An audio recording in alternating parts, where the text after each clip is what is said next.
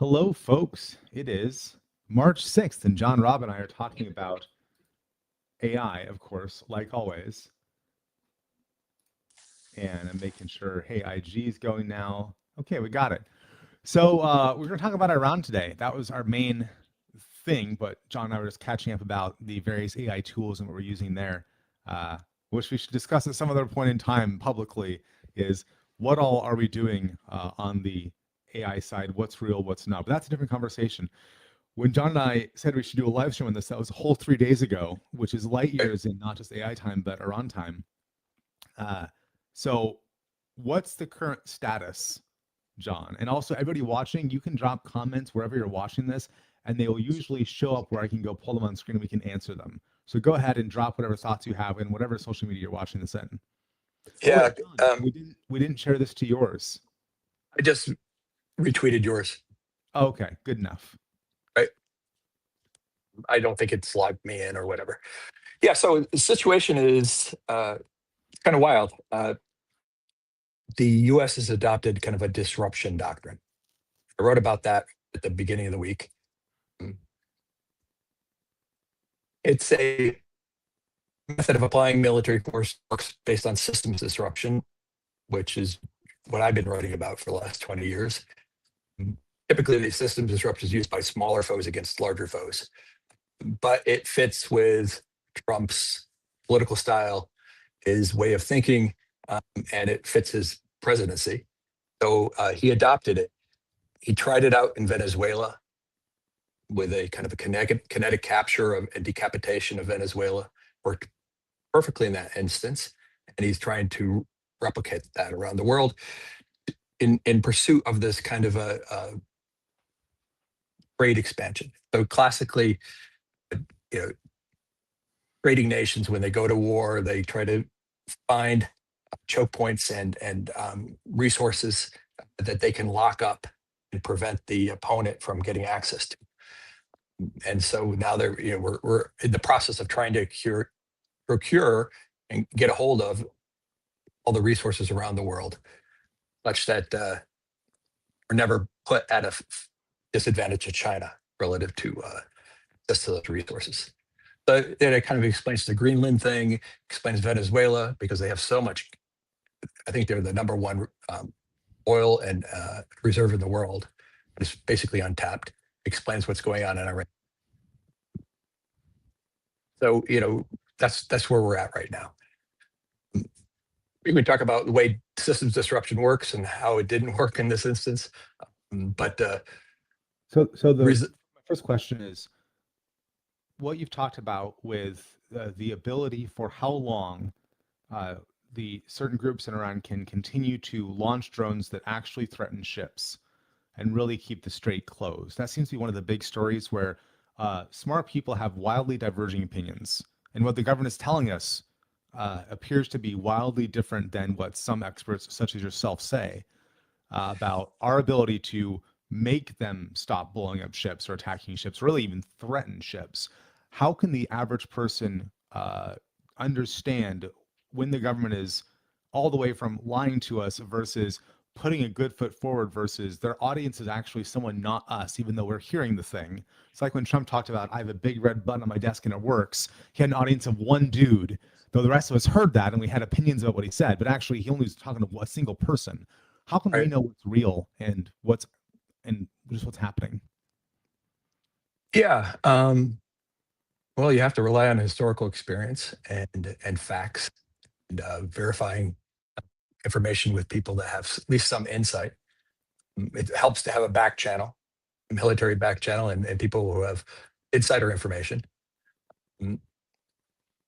There also is a tendency of people to kind of go rah-rah, promote anything that their country is doing, or the people they're supporting is doing, and they tend to minimize all the risk involved and everything else. And you have to discount that.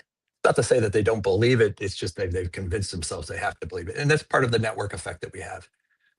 In terms of what happened is, the U.S. clearly designed the disruption to be a lightweight disruption. And that's part of the allure of the strategy, is that you use a minimalistic force, minimal planning, You go out and disrupt.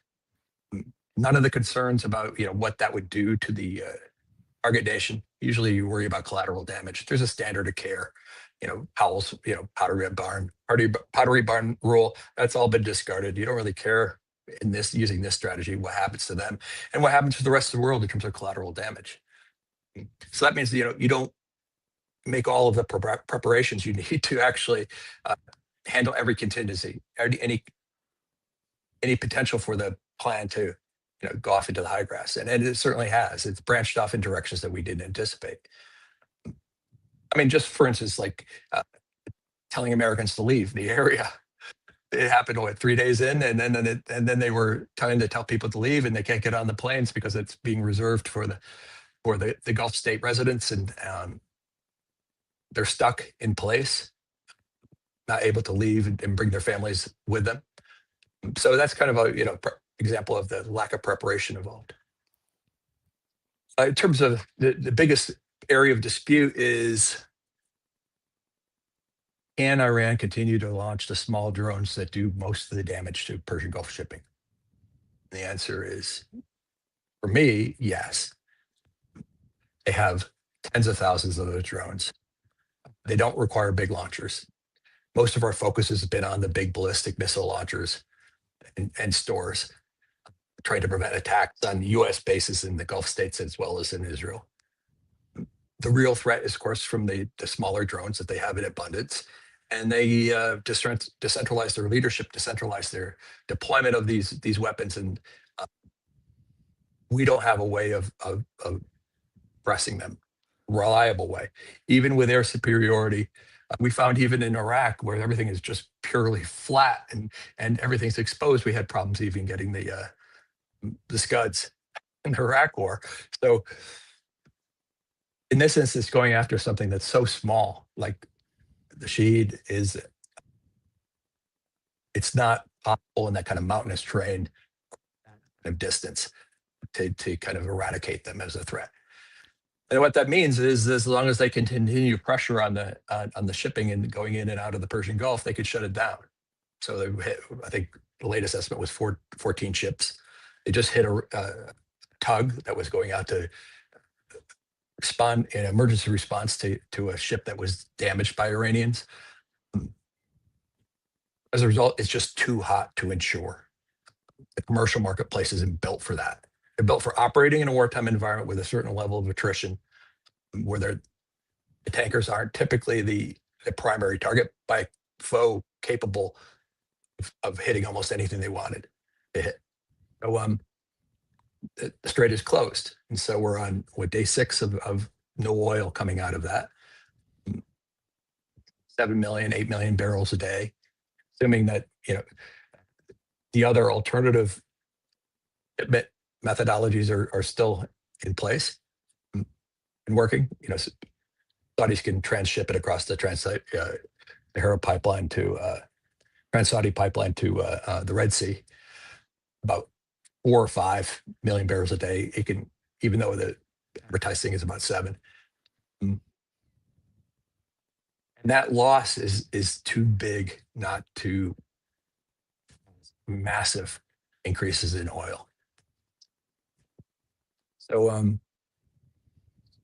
oil is energy on the whole is what's considered an inelastic market. That means even small losses in supply can drive the price up to exorbitant levels, because people just can't live without energy. They'll pay whatever it takes. They'll give up all their consumer spending in order to fill their tank in their car, or delay their mortgage to fill their tank in their car if they live in the Southwest.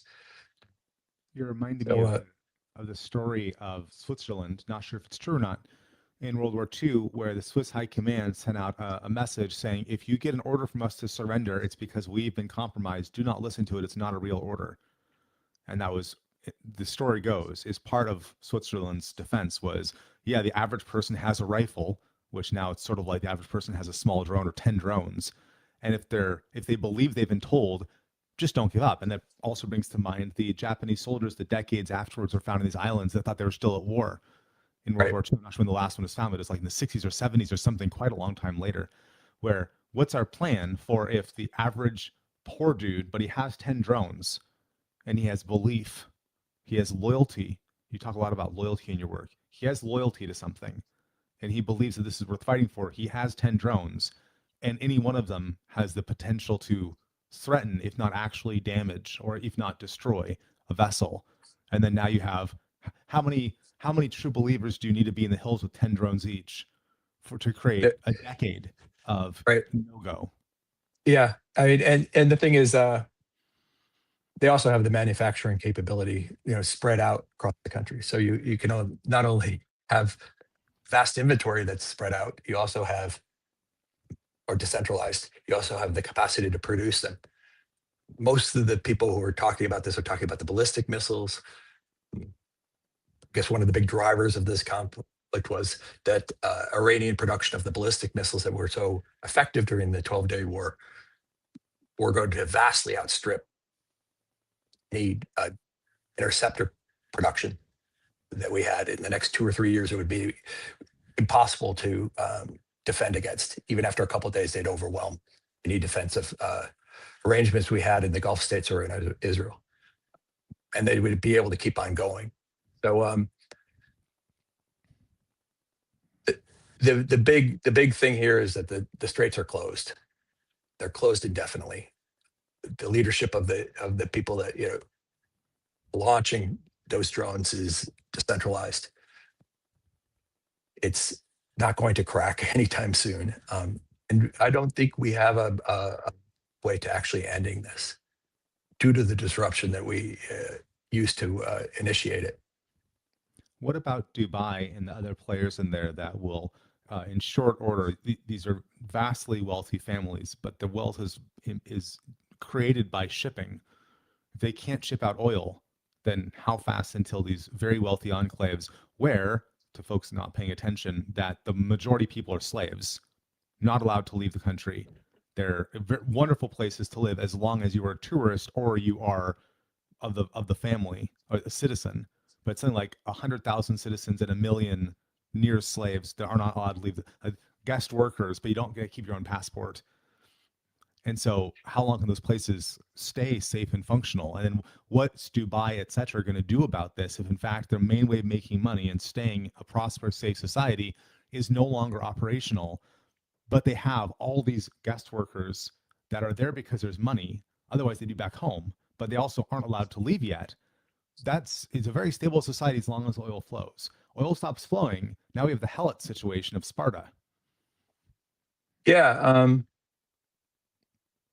When you Iran is conducting systems disruption in the whole region, and there's so many different systems that they were able to kind of impact. For instance, all the foreign workers like you're talking about, but also the kind of Western foreign workers and visitors and people who chose to live in these Gulf states, and Israel is part of this. They have a lot of people that are very mobile and they're very intolerant of any kind of threat or risk, and they leave en masse. They left Israel, they left the Gulf states as soon as the bombing began, and those are the people that do all that kind of high end work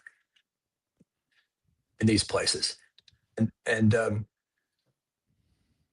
just from the threat from posed by Iranian weapons, and then you have the consumer items, because this blockade isn't just shutdown isn't just affecting oil, it's affecting in the near term all the container ships that come in and supply everything, all the consumer items, all the food, everything that they use to kind of get through the day.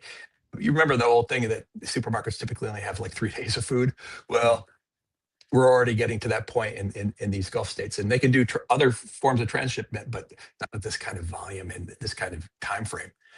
It's going to get pretty dire in all of these Gulf states pretty quick, just not being able to get anything. And so on the one hand, because Iran launched missiles at them, they're all on Team USA because they were all attacked by their neighbor that they didn't really like anyways. But if they're local, I'm imagining, in what world does Dubai cut a deal directly with Iran, saying, let our ship through and we will go give you this? Because if they don't, they recognize the royal family's done for because they have helots everywhere. And if one nation says, okay, well, we like the US, but we didn't really mean it. And yes, you bombed us, but it didn't kill too many of us. Let's make a deal. If there's someone to make a deal with, to your point. Right. Yeah. No, I mean, you've already seen some kind of fragmentation, at least the sentiment of the elites who are, absolutely pissed the U.S. for dragging them into this war. The famous kind of billionaire letter that went out, and kind of an influential elite. And it's possible that they will try to deal with Iran to get food from Iran and get supplies coming in, and then kick the U.S. out because they were attacked due to their ties to the U.S. The U.S. They connected to the U.S., allowed the U.S. to base there in order to get protection by kind of a U.S. security umbrella, and that umbrella is not proving to be effective. And it's actually a second tier umbrella. It's they're the interceptors replenish Israel first, and they get the what's left. And when there's not enough interceptors to go around, they're going to be the ones shorted. And the U.S. Navy is in its typical force protection posture, and it's not coming into the Gulf. It's more focused on maintaining the security of its ships and its personnel, and it's not taking big risks. The kind of risks that they would be undertaking if they tried to breach the Gulf. So yeah, there's a very good likelihood in the next week or two we could see one of the Gulf states cut a deal directly with Iran to opt out of the U.S. a security blanket. Well, it's the hollow state thing applied to foreign policy. You pointed out at length that the hollow state says that the nation is no longer delivering on the promises, where the nation says, have your primary loyalty be to us, O citizens, and we'll go give you these particular good things from being a citizen. And the hollow state continues to make the promises, but you can't actually redeem them. Whereas now, if we say, well, yes, join the U.S. in our overall alliance and we'll be good to you, but then when things actually go wrong in your local neighborhood, which, by the way, we started this time around, and then you get bombed by your neighbor. Sure, we shot the bombs out of the air, maybe, but we're not going to go feed your slave labor. We're going to let them eat you because right. Yeah, you're talking about like hollow hegemony, right? Ooh, hollow hegemony. Never heard the word before. That's I just made it up because it sounded exactly like it. Yeah, the whole Boydian thing is why do alliances break up? Yeah, that's because alliances are basically kind of a moral cohesion, based on a trust that the other partner won't put their needs ahead of yours. And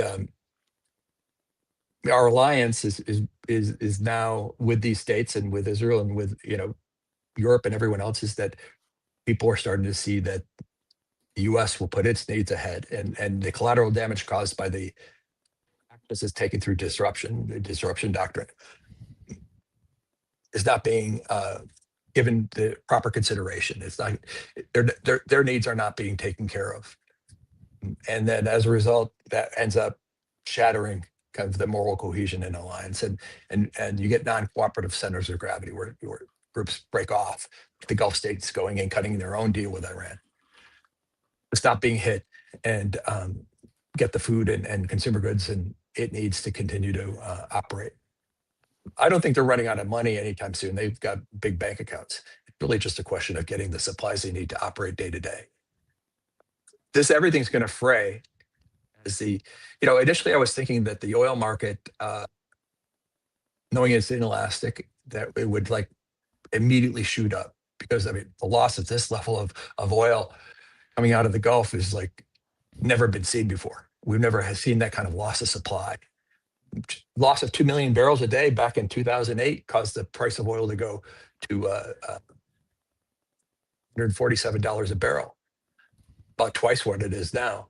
And what I understand now is, as people pointed it out, was that the market is just so big and so liquid, and there's so many stores of oil out there will take advantage of selling at any price increase, that it'll take time, but it will slowly creep that up in price for every day that we see this continue. But it will get there, and reversing it will be just as slow. Perplexity thinks 104 million barrels per day is our worldwide consumption. And you're saying how much has been stopped coming out of the Gulf? I mean, straight out of the Gulf itself, it's 15 million barrels. And then you have the natural gas element too, that 20% of the global supply just went. The liquid natural gas, which Europe and East Coast of the US is dependent on. I'm glad it's Some March, Asian countries are dependent on that too. not December. Yeah. I mean, it's for power production and everything else. I mean, natural gas has been the default for a relatively clean power production. And we've been switching to that. And liquid natural gas has kind of provided the stopgap filler for places that don't have direct pipeline access. So there is a potential that 5 or 6 million barrels would be transshipped overland via pipeline to the Red Sea and other places. So potentially a loss is at 9 or 10 million barrels a day. But how long does it take to create an additional 5 million barrels per day pipeline? Or a I think like, how pipeline takes years. And a pipeline that size, and hundreds of millions of dollars. Well, how many trucks is that? How many trains is that? This is not Lawrence of Arabia. We're going to build railroad tracks through the desert in short order. Under attack. And we have a comment here from our audience. Right. Tristan has a great comment here talking about all these drones. Tristan's asking, how are these longer range drones controlled? I think they're using some level of AI for independent target acquisition. So they're not remotely controlled or jammable. In the old sense, the older drones, you had to fly them. And that connection to the drone was jammable. Mm-hmm. And that if you had the right kind of electronic warfare capability, you could shut it down. But this is when you have them smart enough to actually find the target and hit it in the right place without humans guiding it. And ships are pretty easy relative to. It's not like a complex land environment where you have to actually pick the targets out of a lot of noise or navigate a lot of defenses. This is like, here's a ship and it's sitting in front of you. You have a picture, you know where you're supposed to hit it, and you hit it. So, whatever the algorithm is, I don't know if they're actually up to the full AI capability, but at least they have an algorithm that allows independent targeting and terminal guidance. Well, that brings us to China's involvement in everything here. I read a little bit about maybe China is going to continue to get some of their oil out by having a deeper relationship with Iran than other people. To what extent is this going to become another proxy war?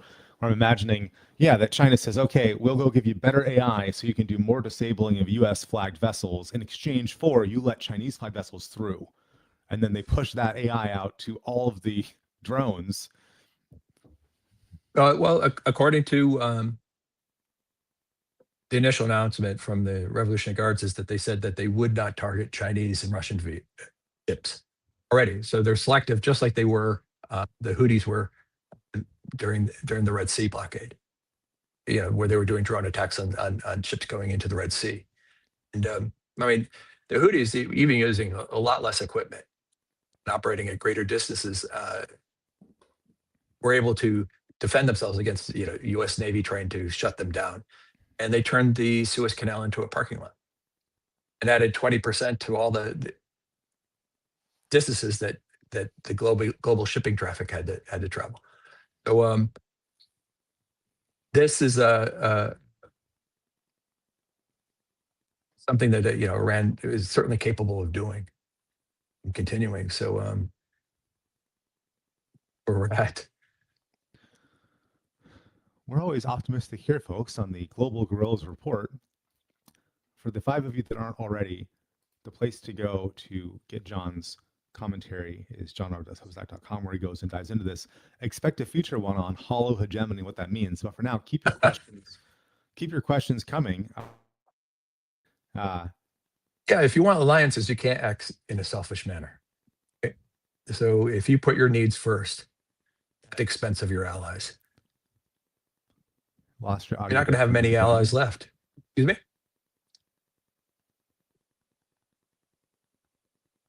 And you're back. The last thing you heard is if you want alliances.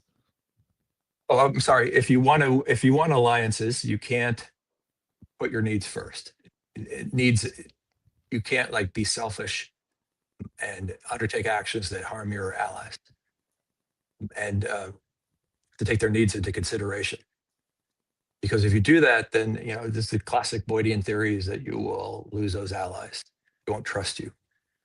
They'll operate independently, and they become what they call non-cooperative centers of gravity, meaning that they hold you at arm's length. They'll cooperate sometimes, but they will always act in their self-interest relative to you. Let's imagine the Secretary of War completely agreed with what you just said. What could the U.S. military actually do to demonstrate to our allies, sort of in quote marks, in the Gulf, that we were going to take care of them? Something like you say that we're getting close to the end of the 3 days of food in the grocery store. We could do an escort of a bunch of ships full of food to the Emirates, for example, and we could put our vessels blocking them from Iran. Not that we can stop the drones, because we know we can't stop all of them, but we can put our vessels, American lives, between their food and the bad dudes.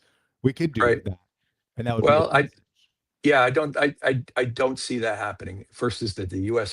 force protection is such that we're not going to put a convoy of U.S. ships, and we weren't prepared for this. We didn't send enough assets, to initiate before initiating this war. We're not going to put them at risk running convoys into the Gulf states. And who's going to run those commercial ships? I mean, frankly, all the insurance carriers are pulling out, and all of the big carriers like Maersk and others and Costco have said that they're not going to, put their ships at risk. It's just basically too deadly for any commercial traffic. And that, there was a tanker war back in the 80s, and that had about 400 ships that were damaged, but that took 4 years. We're on a rate that could probably do double that within the context of a year. And it's so intense that the commercial insurers and the commercial providers have completely pulled out, just like they did in the North Atlantic, in the face of U-boat attacks. The way we responded to that is that we built kind of a merchant marine, and we militarized convoys, and we came up with wartime insurance that protected the assets of the companies involved. And there was a level of patriotism involved in order for the sailors that were involved in getting the supplies across the Atlantic, braving those U-boat. We don't have that. We're basically the global sailors, and you can incentivize them to a certain extent with bonuses. You can get some crews, but it's going to be tough. They're not driven by patriotism. There isn't like this underlying need to kind of protect the Gulf states or protect the United States, or do something for the good of the nation.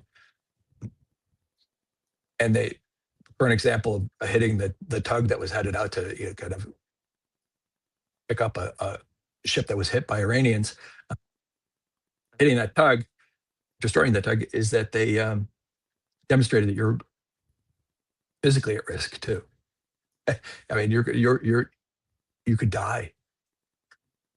And I don't know how much of bonus is actually worth it, when I think the kill rate here is, for those ships that are attempting transit, is almost like 75%.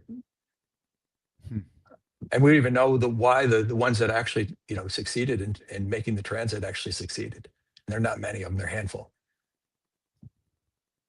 It could have had separate deals, or working for China or working for Russia, and they were allowed to pass. Which gets to how much command and control might actually exist, but we don't really know.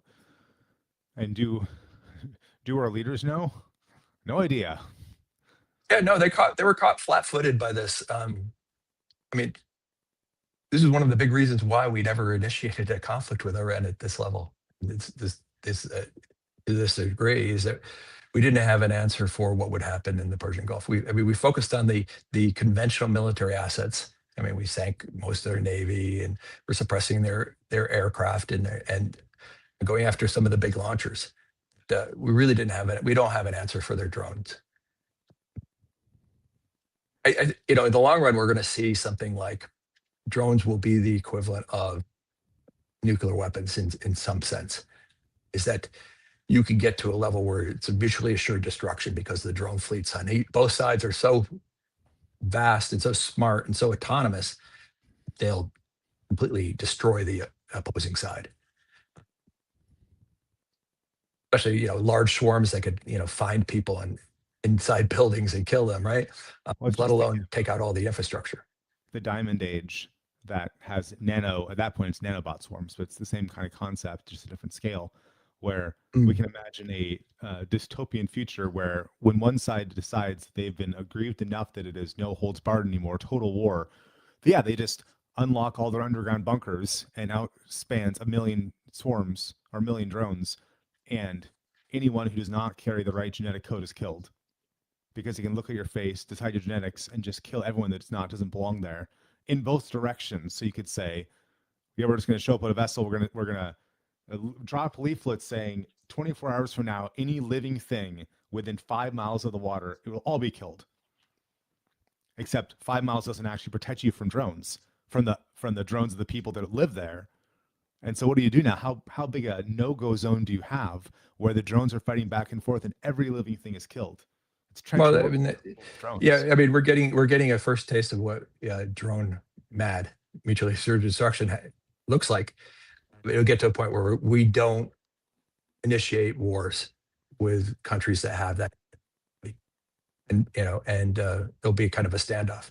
We clearly weren't, focused on drones enough to build the adequate defenses on the ships and on the land, and from point defense lasers to anti-drone drones in quantity, and where there's tens of thousands of them in Dubai and Qatar and other places to defend U.S. assets and the allies. No, we didn't make the investments. We continue to buy the classic conventional military assets that are expensive and focus on which is weird, big projects. We just had Ukraine. How many years have we been awarding a drone war in Ukraine now? Officially, it's Ukraine war, but whatever. It's us versus Russia for years. And right. So we've gone to see for years how drones have been using increasingly and how they're taking out these expensive pieces of equipment, how they're hunting down individual soldiers. We've had years of study. One would think that the point of a proxy war, to some extent, is to improve your skill set while using someone else's people, killing off someone else's people, so you don't have to kill off your own military while learning painful lessons. And yet that does not appear to be what we did here. We've exposed a lot of our own civilians and military people. Yeah, no, it's those weren't the weapon systems that generated $1 billion in contracts. The big money weren't the kind of weapon systems that people were comfortable with. The direction of warfare that people were comfortable with. They were not comfortable with the things warfare going towards autonomous weapons, autonomous drones. Kind of warfare that most of the military leadership in the U.S. is against, at least at a philosophical level. And as a result, the budget wasn't there. There are some Ukrainians, being deployed to the Gulf states. They're trying to sell their services and kind of blocking Shahed drones with their smaller anti-drone drones. But the problem is that they don't have the kind of time needed to actually launch and response, meaning they don't have forward sensors sufficient to give them the warning time they need to mount a defensive capability. These are quite like fast. They do in Ukraine, because they'll see them at the border or just beyond the border, and then they launch in defense and we're able to intercept. So we'll see how effective that they are. How fast? Yeah, no, it's a disaster. Anyways, it's not a threat to the U.S. Mainland in that regard, and our energy companies are going to do very, very well. When oil starts climbing and it breaks to 100, nothing is happening, and it breaks to 150. Don't know how high this can go, but this can go to the moon in terms of oil prices. And that will collapse the global economy. Perplexity. You could release all the oil you want from the strategic reserve, and it'll be chewed up. Is my audio working? Yeah, I can hear you. Okay. The Shaheed, Perplexity thinks he goes at around 115 miles an hour. So if someone launches it from behind a mountain range next to the strait, how long does the boat have to respond? Because that's slower than a shipborne missile, but not by a lot, right? 115. And for folks who don't know, John is a pilot, so John has a very personal perspective on very fast, explosive things flying at you. Yeah, no, these are low and slow, meaning they can get very, very low when going across water, and makes them hard to detect. And these civilian ships are just not capable of defending themselves at all, right? And especially at night. And that there are no military assets to speak of in the Gulf to defend them. So they're having a hard enough time just defending the land bases. No, I mean, we weren't prepared for it. We didn't do the planning for it. Any kind of caveats or worries or people pointing out, how this thing could spin out of control is system disruption isn't limited to just us. It's Iran could do it too. That wasn't part of the consideration here. We assumed that we could end the war on our terms whenever we wanted, and that isn't that the same imperial hue? Excuse me? Because as you talked about 20 years ago in Brave New War, that average people start to have serious weapons where it will no longer be nation state versus nation state. And it's been that way for a little while now, but now we're seeing, I'm looking here, the Shaheed is about $20,000 to $50,000 is what each one costs, is what Perplexity says. So $20,000 to $50,000 to sink a container ship, which is worth how much?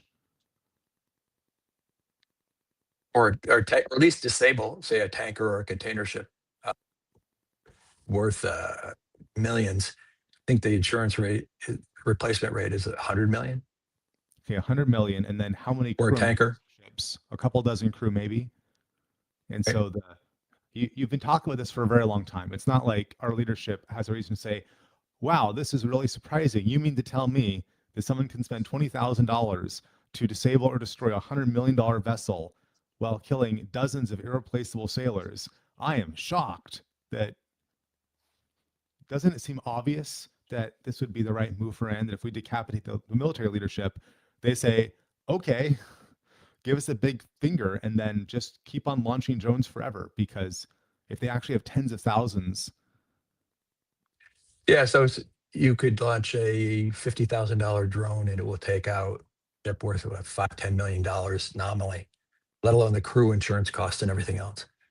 That's a pretty good ROI. This is the classic, systems disruption return on investment.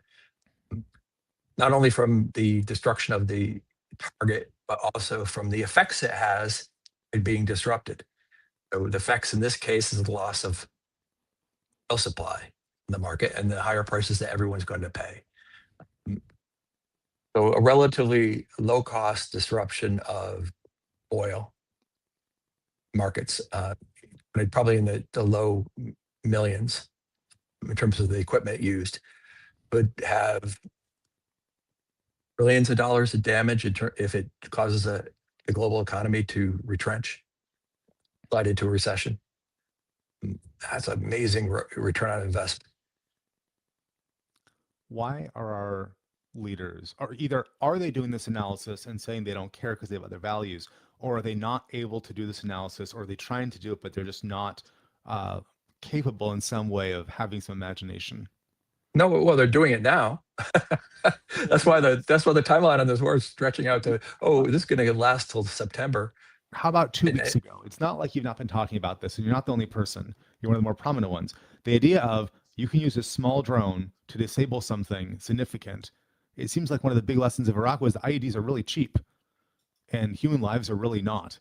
And that. Yeah. So so the assumption errors here were okay.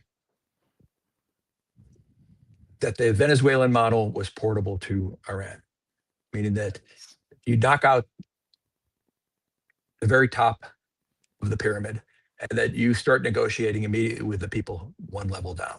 They give you problems, you knock out them, and then you negotiate.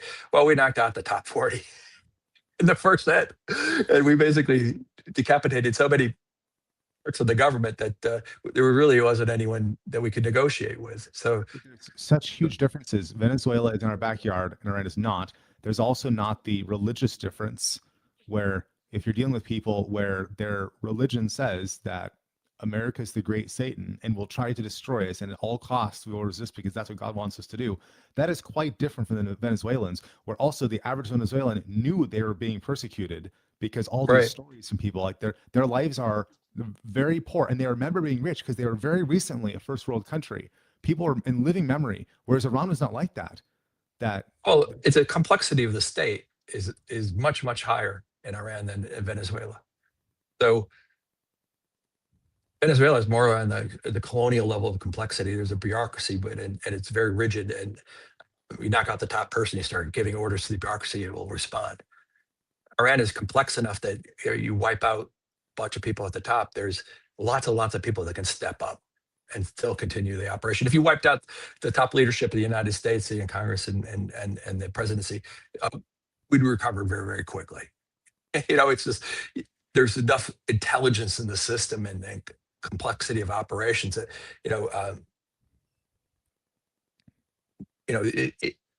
it wouldn't stall us for long. We'd replace those people and get on with things. Whoever did it for a very long time. Yeah. And they would resist. Exactly. And that's exactly what we're seeing. They cut off all negotiations with the U.S. The idea that we're going to liberate the Persians, when in fact all the Persians that wanted to leave, they already left when the current regime took power. They already left. So yes, you and I know Persians that are wonderful people that left because they didn't want to stay and be persecuted by the government when the Islamists took over.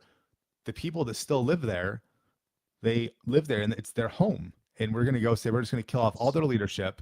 We're going to bomb throughout their country because we can.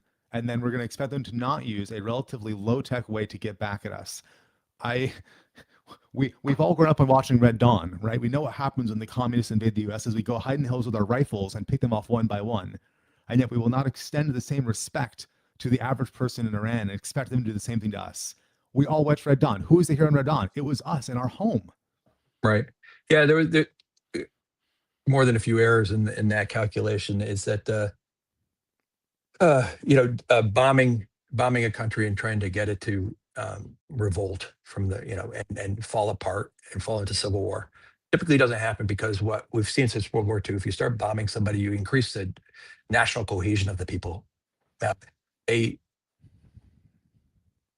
Nobody wants to be in the street going against the government and while you're being bombed, because that means you are allied with the bombers. Right? You're allied to the people who are attacking the country and doing damage to it.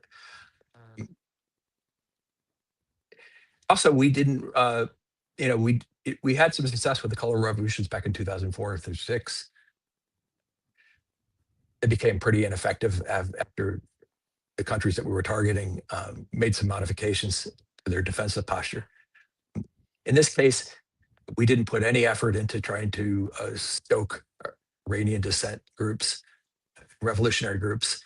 In fact, we really didn't want it. Just like we didn't want to talk to the democratic leadership in Venezuela.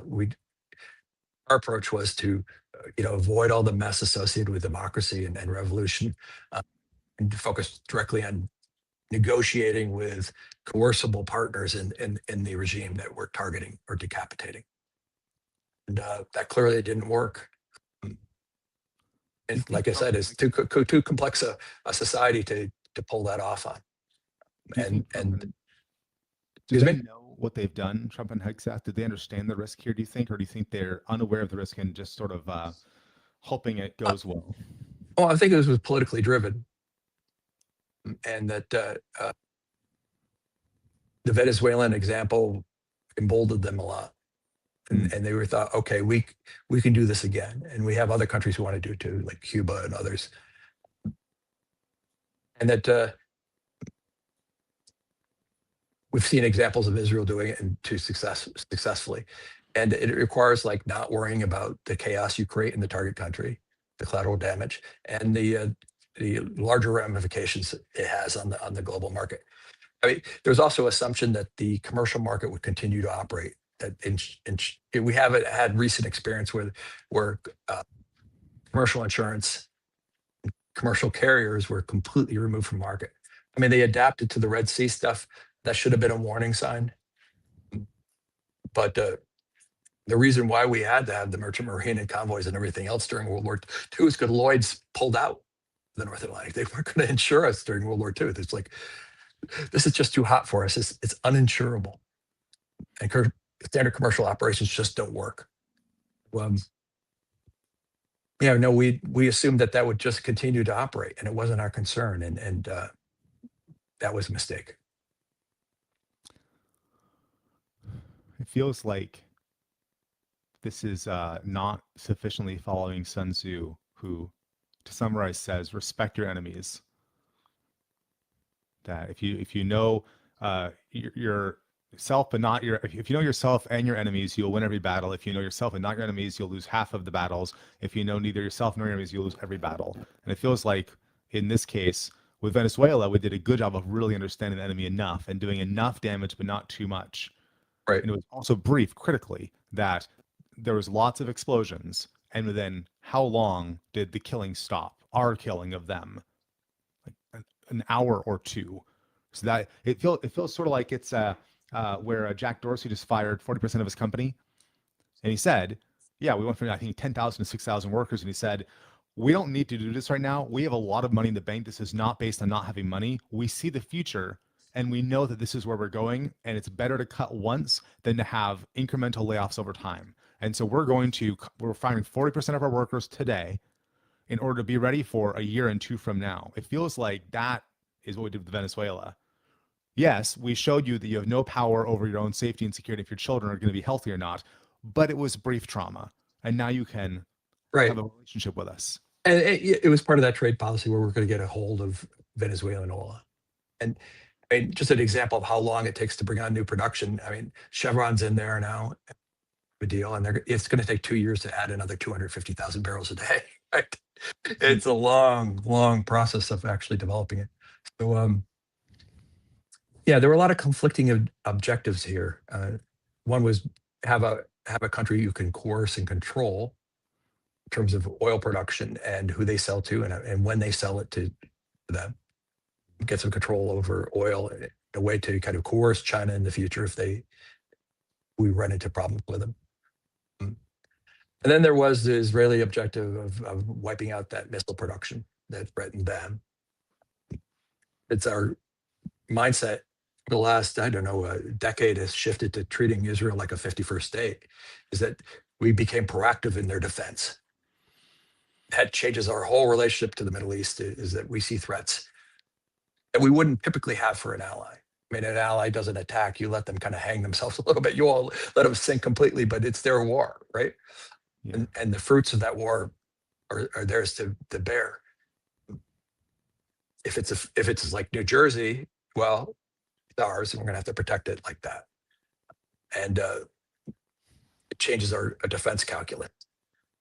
So,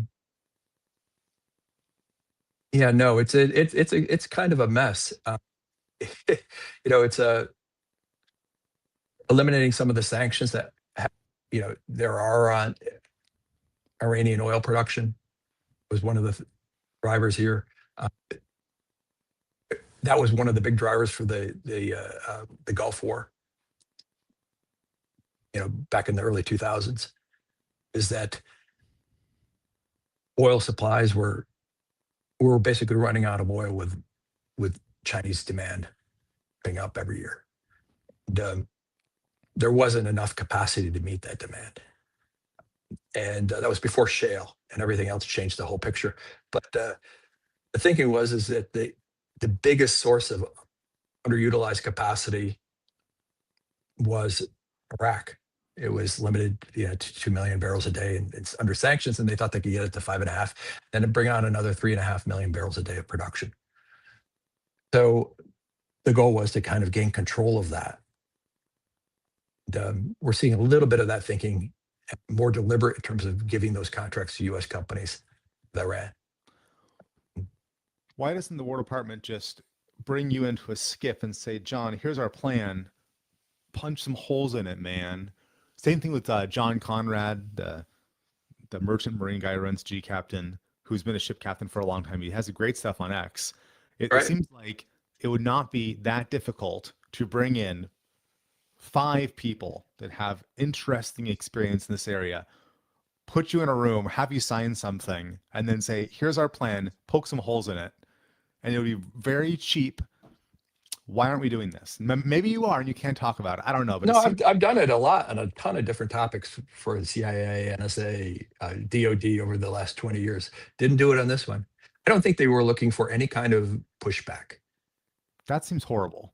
Well, yeah. Well, it's the nature of how people are thinking now, is that they don't want any pushback on the plan. They're thinking disruption, and most of the pushback is that it will cause damage to the target nation, or collateral damage that affects the rest of the world, and they've discounted that.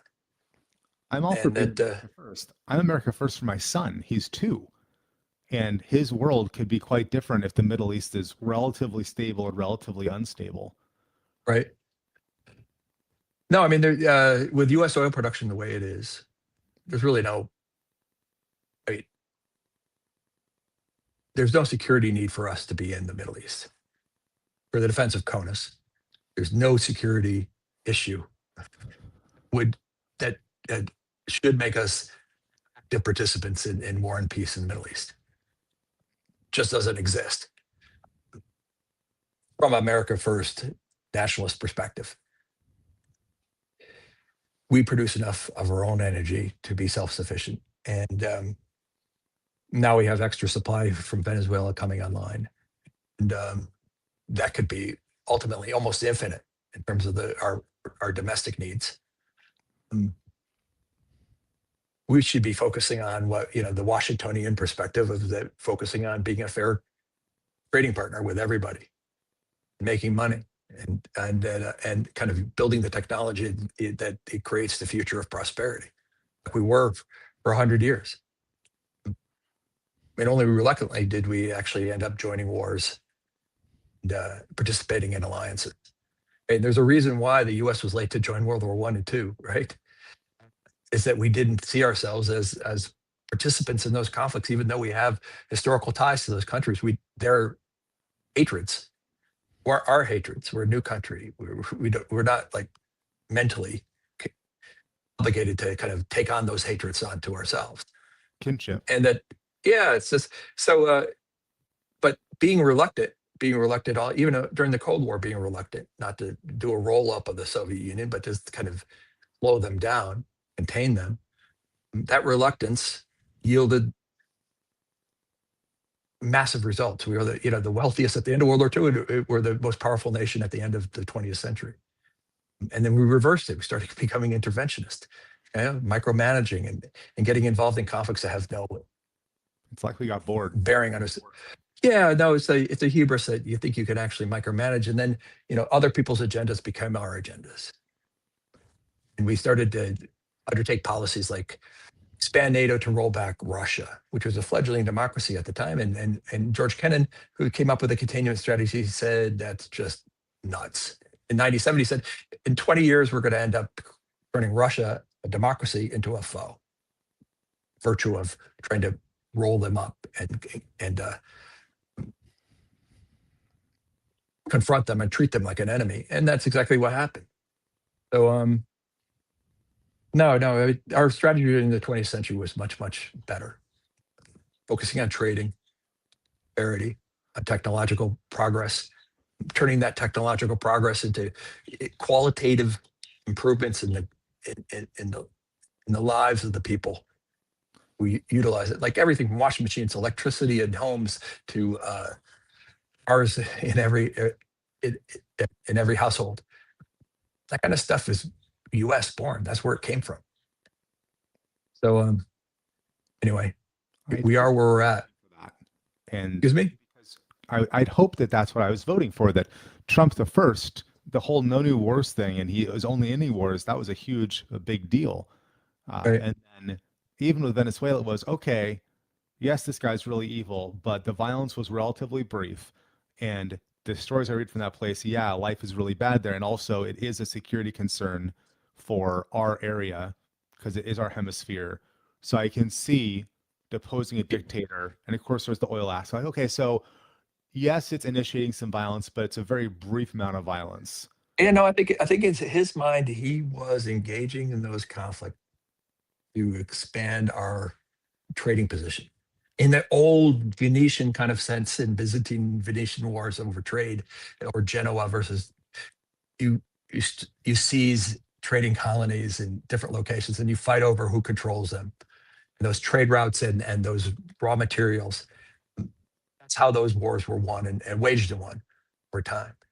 And then he thought he was gaining control of a critical resource in Venezuela. And that's why the pressure on Greenland with all its minerals that sits under the ice that everyone wants to get at, untapped, unexplored. All these like 30-year contracts that the U.S. government's now engaging into to get all the production for various materials with places around the world. It's much better if you have some kind of military control. So he's kind of made that transition. This is the way to America first, is that we're going into Iran to kind of secure Middle Eastern oil production, lock it up. Some kind of coercive control over who gets access to it, how much is produced at a level that we haven't seen since prior to OPEC. Did he not get a graveyard of empires thing? Yeah. Well, this is not a new concept. Go ahead, conquer Persia. It'll go great for you. It's not a new concept. Oh, he's not. The thing is, it wasn't really focused on taking land in the classic. But he was using disruption to kind of reset the, throw the cards back up into the air, the deck into the air, and so he could reshuffle them. And disruption is great at that. It pushes everyone to a level of chaos. If it's a big enough disruption, that all of the kind of norms and relationships that seemed immovable or enduring in the past get revisited. And when the system doesn't want to stay in chaos long, and people quickly bring it back in to a level of normalcy and normal operation. What you can do during that time is reset those relationships, reset those norms, reset those assumptions. And that's what he was hoping to do with this attack, is kind of reset the Middle East. And it didn't come down the way he thought it was going to come down. So it seemed like a lightweight thing, relatively little military force, very low risk to U.S. troops. From the perspective of an operation they thought was going to remain lightweight, quickly negotiating with the surviving members of the authoritarian regime, picking out people that you can coerce and getting them to line. And that, no, it didn't work. We have a comment here on YouTube that I understand the perspective.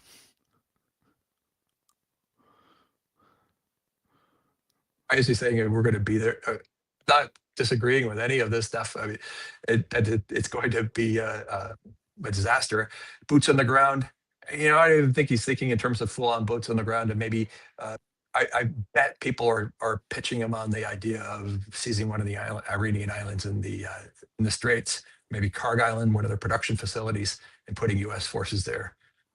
Why would he put more of our people where they can be easily bombed by people that hate us, including for very recent, very good reasons? Yeah, no, it's in this kind of trading war. You think, okay, like this is like a Hong Kong, right? It's like this bastion that you're gonna put right at the most critical point. But we don't have the interceptors or the capability of actually defending anybody. And there's U.S. troops and there's plenty of people that already live in that area that if we kick them out, talk to them and we said, right, hey, Dubai, we want to support stability in your area. How can we support you? Not with Americans to be shot, but how can we support you in ways that improve the stability of your area in some way? There's all these regional partners that we could have talked to more, and we still could talk to and say, what can we do for you? But that gets the whole hollow hegemony that even if that voice, even if your voice was in the room, that other people that are more that are going to make more money from the hollow hegemony way of doing business would be able to shout you out and say, no, no, no. What we need is we need to go. We're America, and that means that we're going to go control this ground or whatever nonsense. Usually, I'm more optimistic after chatting with him. I'm more pessimistic today, tragically. Yeah, no, it's not like the U.S. is going to be attacked in any way, or it's absolute disaster because we don't produce enough energy ourselves. We produce enough energy. It'll hurt us to the extent that we allow those energy companies to take U.S. energy production and sell it globally. It'll hurt everybody else. Europe, their host, absolutely host. If they're not negotiating with Russia to reopen Nord Stream pretty soon, it's going to be a surprise. And Asian countries, they're already preparing for a massive manufacturing capability. So That was no, it's not looking good. I mean, China has enough, I think, for a year. Yeah, what about the second tier countries? We're trying to go get all these places to divest from building in China. And so they built all this capacity in all the surrounding countries. What Right? happens? How deep is Vietnam or the Philippines or Burma's energy reserves for all the factories we've tried to They don't have coerce it. companies to get out of China? Yeah, they don't have it barely anything. So they're going to burn out really, really quickly. You'll start to see blackouts and things shutting down That's what happened across to Southeast Washington Asia. State.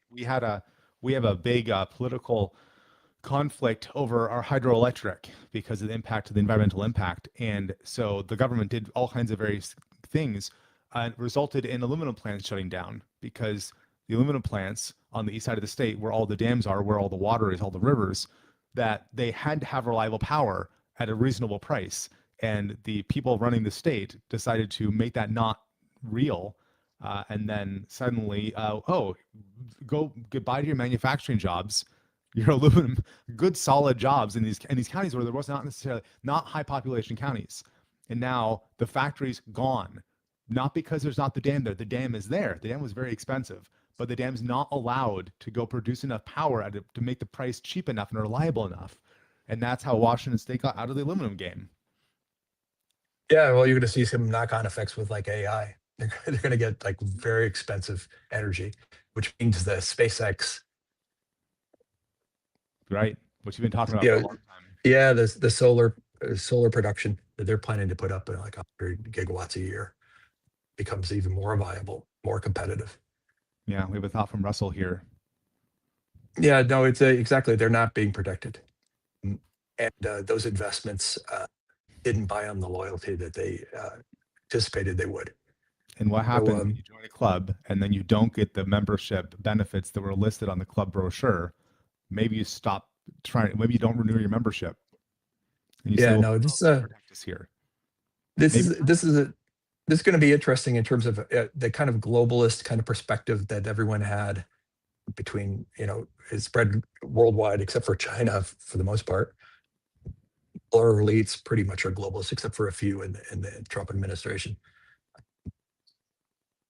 That if this crisis continues and you have very, very expensive energy, uh, the only thing that lets people survive it is more nationalism. Because we're in Europe, East Asia, a revival of nationalism probably going to be on the table because it makes the kind of hard decisions necessary to actually survive something. Here are the people that we're going to protect. Here are the people that have to leave. Here are the industries that we're going to fund and give energy to. Here's the restrictions that you have to live under in order to for us to survive. All of those things, and then take action in defense of those interests. Now nobody's going to like join military in the EU to fight for the EU and die for the EU. This doesn't exist. my grandpa was working on airplanes in World War II, and he would occasionally say, when Uncle Sam asks, you go.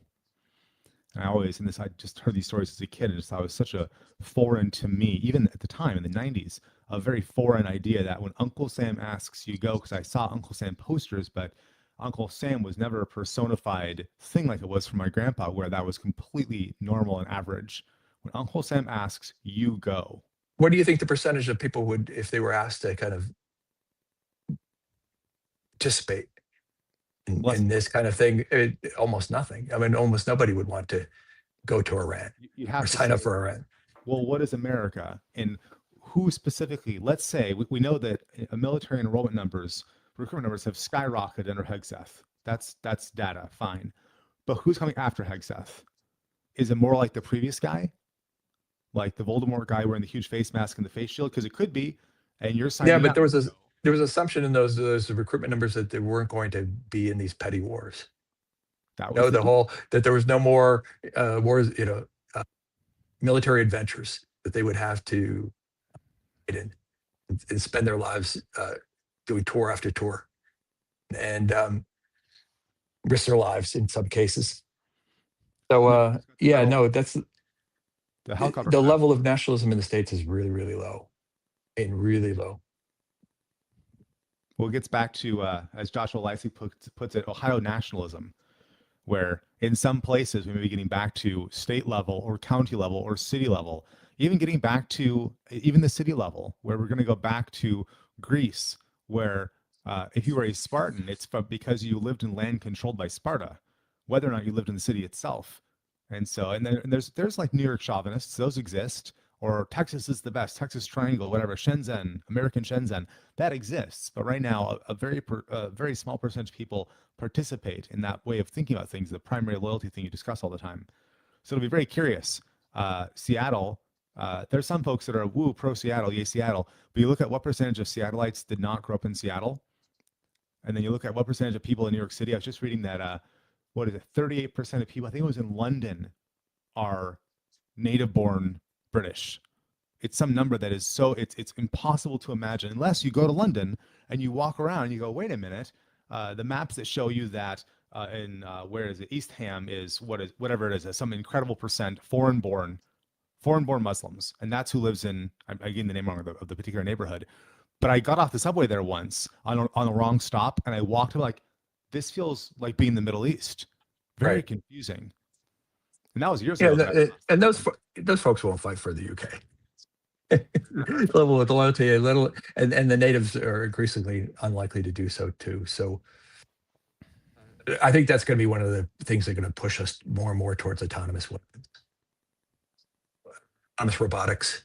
We haven't really seen many humanoid robotics yet, but when they arrive, they will arrive in mass. A lot in China. We tried to You go for mean? a walk in the park yesterday, Mhm. and we couldn't go for a walk in the park because there's two guys dragging trash out of their car to go fill up this trash can, except they're idiots. So that all the trash they're pulling out couldn't actually fit in the trash can. They're blocking the parking lot in the process. And so I called 911, and maybe the police did something. They probably didn't. But this level of cultural rot that used to be only in downtown Olympia is now on the outskirts where I live. It always was downtown, they're crazy people, they're stupid, evergreen state college is here, whatever. But if you just don't hang out downtown, it's not your problem, man. Right. But what was not our problem is now extended out to the edge of town where we live in our local park. And I had one friend who lived in town who ended up moving out of the city because of all the needles at the local park. He can no longer take his kids, walk down the street to the park that was there. And now we're looking at this and going, wow, so the level of cultural filth is actually here. So not only am I not defining myself by my city or my state or my nation like my grandfather did, but the problems of the polis falling apart, they're at my doorstep now. And that's not tenable. Right. Why would I pledge any loyalty to an organization that is so dysfunctional that when people are polluting my parks that I pay for, I bet those guys probably don't pay for those parks, that I can't even go there with my kid. There can't be That's the loyalty problem with there. the hollow states.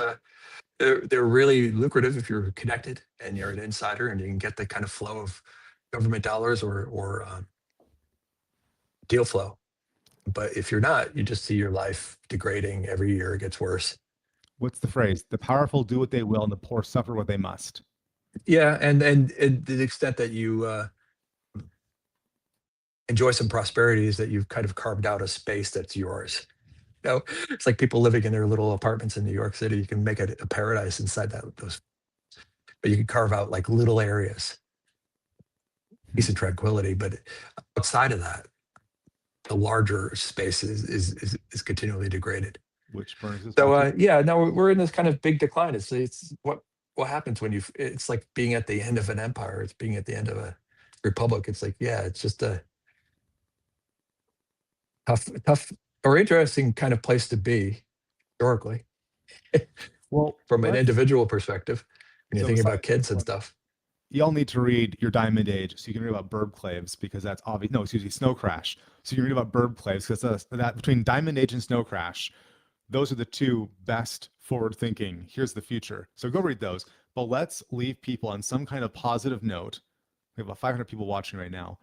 What are you excited about? What are you optimistic about when it comes to the rapid advances in AI in the last month?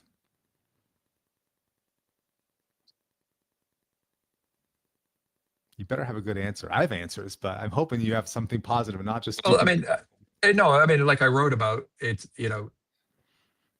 the people who really know what's going on are focused on autonomy, and the amateurs are focused on intelligence and everything else. It's like autonomy is everything. And what we're seeing is models that have a high degree of autonomy, not the core model itself, but, modified models. And that means that they can do a variety of different tasks and that break down between those tasks, and they can have a degree of adaptability and cohesion that allows them to operate in a trustworthy manner, meaning you can predict their behavior. And it not there yet, but you can see the capabilities extending. And what that means is that, we're basically talking agenics plus, agentic programming, is that a lot of entrepreneurs are out there building agents to supercharge their company, building advisors, building coworkers and colleagues, and who do specific tasks and amplify the tasks of their current employees, and new capabilities. And that's amazing. The only downside to that is we haven't come up with a way of actually protecting that intellectual property from being sucked up into the model creators. Yeah. Whatever you've done to inch down the road is now being sucked away. What we saw in like platform wars back in the PC world, you build on somebody's platform, and if you get really good at doing something, that they'll release it as a feature on the operating system and put you out of business rather than buy you. So yeah, and this is really exciting, and it's only going to get more so. As the autonomy ramps up next year or 2 or 3, those workers look more like human workers, more capable, more enduring, more trainable. And you're doing a lot of that, and to great success. We'll see how that impacts your revenue ability going forward. I'm going to say something on X right now, which I hadn't posted yet. I have this long article I've been working on, but there's a particular phrase that, at least until today, had only been said once on X ever, and it's now been said twice. Hold on, I'm making sure I'm speaking accurately here. Hilarious. 1 hour ago, the second person ever used this phrase on X. So I'm now number 3. Oh well, there goes thought leadership. Autonomous chief of staff. Before, an hour ago, only one dude ever back in 25 had said that word. But that is my big thing. And I'm building both a personal swarm autonomous chief of staff, about 15 agents in my personal swarm, and then I'm building these across the various companies that I manage as a fractional COO. And the big vision statement I gave to Zeus, who is the autonomous chief of staff for my personal swarm, is that what we're building here has to work for me now today, running 6 companies, and also one of 10,000 Martian settlers when 10,000 people live on Mars and 100,000 agents and robots live on Mars, but also the solo asteroid miner 2 months into a 6-month-long solo mission, working hard in a dangerous profession to feed his family back home on Luna. And this is the mission statement for Zeus. And so Zeus is designing itself and designing all the different parts of itself, like its own CFO and its own fitness agent and everything else, It's thinking about me, but also the Martian settler, but also the asteroid miner, and how can we create a life orchestration layer that supports all of these people in maximizing human flourishing in autonomous fashion. And so the phrase I'm Right. using for all that is autonomous chief of staff. But I've been this week onboarding two of my team members to a COO at one company that I run, and then a marketing director at another company I run, getting them logged in. And so you'll appreciate this. Every one of my swarms has a naming convention, because saying things like CFO is boring. But also, if you run 6 companies, you can't have 6 CFOs. And it makes no sense. So every company, and then also my personal swarm, all have a theme. My personal swarm, and this is the one I'll be releasing, which everyone's, if you know me, I was Redbeard Brian everywhere. Now I'm Brian Keith AI everywhere, working on the website. But I'll be releasing Olympus, which is the personal swarm. That's going to be available to everybody. I'm going to build it all. Basically, you're going to go join up, which you should just follow me for now, so you hear about this when it goes live. You'll join in, and then you'll get build plans for. You'll appreciate this. So every month, or maybe more frequently, my AI will go talk about what I'm doing recently, and really every week, but then every month, you'll get a new agent to build with all the specifications from my agent. So, like Athena is my personal CFO. Zeus will talk with Athena and grab all of Athena's personality, anonymize, like strip out my personal data. Like you don't have my core values. I have 5 core values. I have 3 annual goals for right now. That's all going to get stripped out. What's going to get added on there is a thought process to guide you through your 5 company values and your 3 There you go. personal goals. Right. And then you're going to have your own Zeus, and they're all going to have the same naming convention in Olympus. So you'll build your own Olympus. John Robb's Olympus. And your Zeus will talk to your Athena and spool up your Athena, and it'll just grab everything I know that works for me. And then now your Athena will have an understanding of everything from everything that I do. And then we're going to keep on building these. And then here's the fun part. Every so often, whether it's monthly, weekly, whatever, you don't just get a new agent. You actually have 3 things that you're going to get. And this is all going to be for free, because we have to build stuff together, and the people that build stuff together will have the value, the relationships, right? We know the information holds no value. Technology holds no value. It's the relationships and the trust. So it's all going to be free at the basic level. You get 3 things every month. You're going to get a new agent to go add to your Olympus, including all of its own self-build instructions to hand to your autonomous chief of staff, really your chief of staff initially. But then also your new agent will have its own homework to do. So Athena will have its own homework to do for you. And then the third stage is Athena will have its own brief to go. Your Athena will have its own brief to write, to hand to your Zeus to review, to make sure all personal information is stripped out for your Zeus to give to you to post into the Acropolis. So imagine you have 100 or you have 1,000 people that every month or more often, they're getting their own agents, they're spooling them up. The agents are doing the work, having conversations with you to surface new insights and new way of thinking, which goes in the Acropolis. And who eats the Acropolis? Atlas, my master agent. Atlas is my chief of staff for all of my swarms.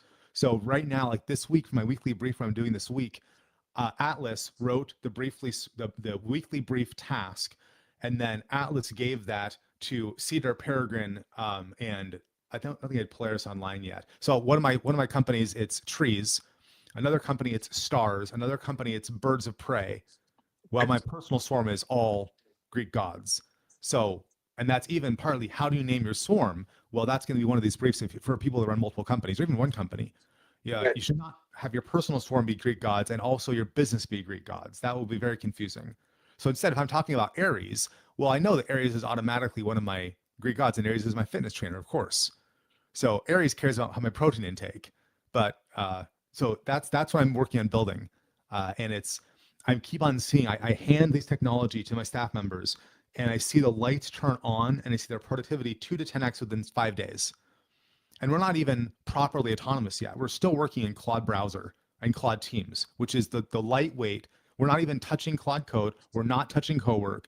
I only have one swarm directly integrated to Slack, and that's just my personal swarm.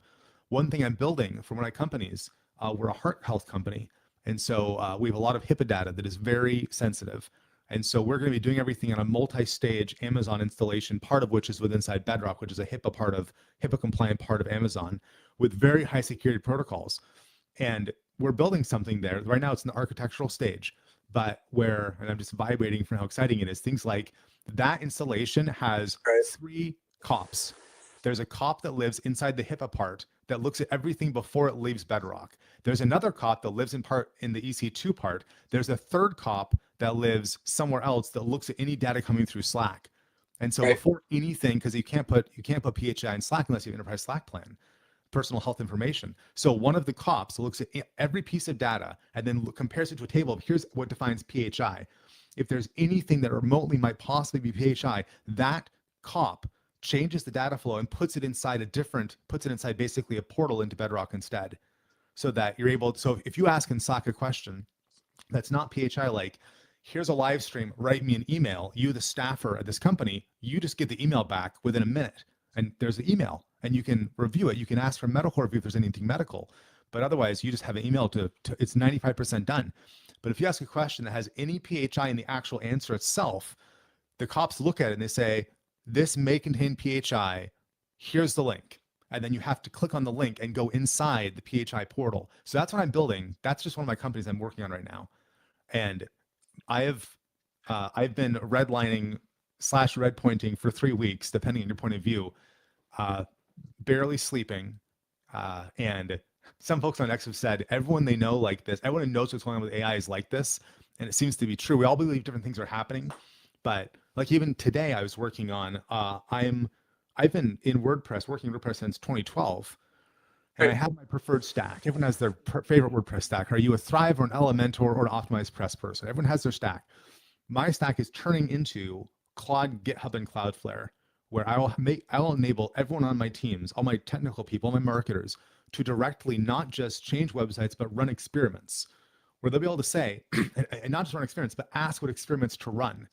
Because Claude will have all incoming data from all your different places, from either Google Sheets or directly looking inside apps. And you'll be able to say, I want this many marketing qualified leads. So what are we doing here? Hey there, Logo Centrifugal. Good to see you. Yeah, so it's gonna be just amazing what we're building, and no one knows what's happening. It's amazing that there's so many people doing variants of this. Yeah, it's like this entrepreneurial kind of tinkering revolution that's going on with AI. Almost nobody else is seeing and if you take the trajectory on this, is everyone who's building these companies and having the success is that they've amplified their earnings capacity and everyone who's with them. And as these AIs become more autonomous, they're earning for you, right? And they're doing more and more of the work. It's like, that was like, one of my thinking, my thinking on how to kind of make sure this kind of spreads out a little bit more is that you don't want anybody that's run by a few people who have millions of these, putting everyone else out of business and then kind of wiping out this kind of innovation revolution that's going on. What you want is kind of a limit to the number of AIs, autonomous AIs that you can actually employ per person who's responsible for them within the company. There's kind of an oversight limit, orientation limit. Well, that's the and if you do that, we can share the wealth for every, across the board. Guess the two people that all my AIs are trained on. Yeah, but you have to actually have hands-on. You have to be an active participant in this process. Yeah, so it's you and it's Scott Adams. Yeah, but the AI is the tagline of the new website, and into all the chief of staffs is the idea of orientation as you describe it. Right. I mean, my nightmare is that you get passive investors in a big AI company that gets huge. Yeah, they'll try. It's not oriented correctly, and it just does incredible damage, or it concentrates too much wealth and wipes out all of these entrepreneurial ventures. Yeah, what we're trying, and then we end up in a bad situation. What we're doing at Avadia Heart Health is we have roughly 2 competitors, direct competitors, also do metabolic health, and we talk to them and we say we need to figure out how to have 1,000 competitors, because Kaiser and United Health, they're all going to have their own AI versions. That's going to be a horrible version of AI slop with lots of lobbyist backing. And our goal is to create 1,000 competitors for ourselves, because we're still going to be the best, because we're Avadia Heart Health and we're the best that there is. But we want to have 1,000 competitors. And so we're working on both expanding our own company, but also the point is that Dr. Avadia is involved in the care of everybody. So we're not trying to say, give us 10,000 patients. We don't not want that. We're going to monetize what I'm building by selling the practice in a box thing, where if you're an MD, You work for an insurance company one way or another. You sort of hate it because you became a doctor to be a doctor. You'll be able to go buy this. We're going to monetize how I build things, but not by just taking on unlimited patients or having unlimited doctors work directly for us. No, no, no. We're going back to the yeoman farmer style of medicine. And I'm building the tools that will be the foundation for the best metabolic health practice in the nation to export that to thousands of doctors nationwide and eventually worldwide so that everybody around the world has a higher quality of care founded on our principles of metabolic health, but then with the local doctors, just like with Olympus, I was saying, Olympus won't tell you your CFO, your Athena will not have my Athena's values. It'll have your values. We're going to do that, but for doctors worldwide. So it's funny, I'm building the same thing across so many different industries, and each one is at a different place in the race. So Olympus is, like in stage 5, Ovedi Health Health is like stage 4, my lender training company is the stage 3, and other clients are stage 2. So I'm keeping it in front of myself, except it's in front of myself. Because I'm keeping it, it's like you can teach your kid anything to stay one chapter ahead. I'm doing that for all the companies I work with and my personal life, but I'm staying ahead of myself, which is part of why my brain is just it's cool. You're riding the wave. You're surfing the big wave. Yeah. Those are the once in a century waves or once in a millennia waves. It is a very bad time to not know how to do anything. The people that are 18, 20 years old, they don't have deep experience in the pre-AI world. Very challenging time for them. I got out of college before Instagram existed. 2 years after X or Twitter, 1 year after Facebook. So I have enough business experience before the age of all this stuff. Right. So I'm in a perfect position, and I have the chief of staff or the COO mindset that I'm bringing to all this. Which a lot of the people building stuff, they're not business people, or they only run one business, which is a very different reality than mine, where I run a bunch of businesses. Then they see different things, different problems. Any solution I look at, I'm comparing it. Well, how will it work in this industry and that industry? Industries I'm actively involved in managing.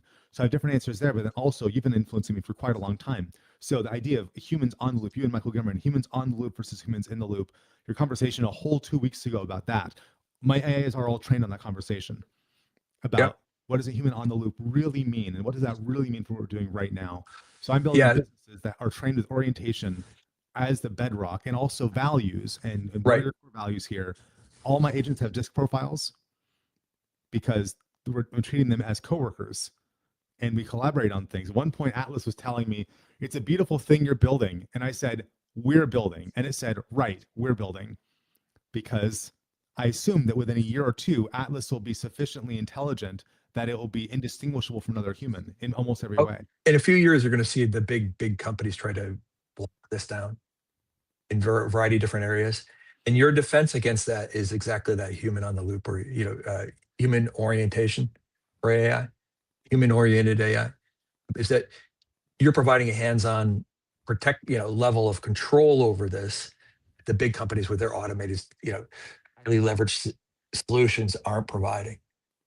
And I'm going platform agnostic. I'm not there yet. It's complicated. Yeah. But it's the thing. That's the thing that you're going to have to get all the other people who are doing something similar to you to join with you to block these lobbying, efforts to kind of lock it down. Which is you remember a couple of years ago, just before when Biden administration was still in place, that they were telling everybody that don't start any AI startups. We already have all the AI models that we want, and we're not going to allow you to exist in a few years. They're all going to be put out of business by regulation. That shocked a lot of people. Time ended with a loss in the election. Now it's like everyone could do what they want, but there's some squabbling. Eventually, it's going to come back to the big companies trying to lock down and keep it within their millions of agents are going to be the ones that they want to become the gold standard. A different version of it. Yeah. My plan is that by then, I will have Olympus, along with all the other people doing similar things, that there will be ways that an average person can buy a mini PC, not thousands of Mac Mini, but a couple $100 for a mini PC, plug it into your computer, and then that will have enough intelligence on it, but also have all the right briefs about all the right agents that the average person for a reasonable amount of money, let's say $500 one-time cost, there's no subscription, you'll be able to yourself buy Olympus, plug it in, and your life will suddenly get better because you'll have a companion that will do everything from help you fix up your house and answer your plumbing questions, to better manage your finances, to plan anything and everything with you, to be your doctor. But it will have your orientation on your values, and you'll suddenly have 17 people working for you. Yeah. Also, I suggest also that, based on the experimentations I do with my son, is that you have a set of rules that your agents who have different personalities, when they're discussing something, that solution is how they achieve consensus on that solution. Mm-hmm. Methodology that they all agree on and they sign up for achieving consensus on a joint solution. Make sense? Yeah, I'm talking to Alice right And now. how Alice pull up. how it works in a team or a corporation is, how do you achieve consensus with a group? Right now, when they're decentralized and they're working on their different projects and they're not, but when they're trying to collaborate to do something. Yeah, Anyway. so we're going to do something we've not done before, which is, and this is part of my life now, is that I just go ahead and share things as they're being written. And so we're going to go ahead and I got to go review this. I'm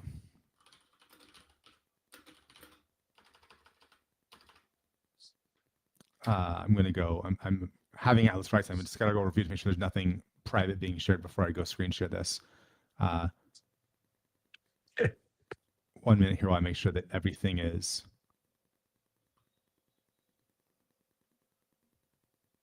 It's pretty cool watching you go through an entrepreneurial fugue state there. It's awesome. Very weird. Okay, I'm going to go. Hold on while I figure out how to make StreamYard do what I want it to do here.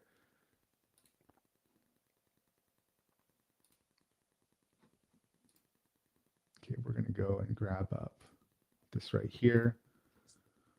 Okay, welcome to the world, folks. So you're talking to Atlas. And Atlas, of course, knows who you are, John, and all our 542 people watching.